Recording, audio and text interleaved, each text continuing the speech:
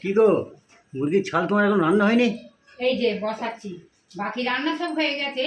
আসসালামু আলাইকুম বন্ধুরা, দেখবে তো তুমিও দেখা আর বন্ধুদের দেখাই।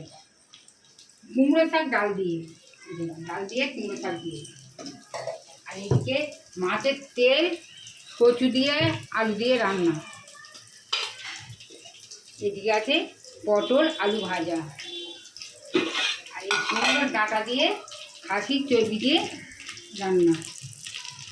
আর এই যে মুরগি বসাচ্ছি, মুরগির ছাল বসাচ্ছি, মুরগি বলা ভুল, মুরগির ছাল বসাচ্ছি। মুরগির ছালটা রান্না করবো এই যে ছোলার ডাল দিয়ে, মুরগির ছাল ছোলার ডাল দিয়ে রান্না হবে। বন্ধুরা, আপনাদের সঙ্গে আবার দেখাবে পরের ভিডিওতে।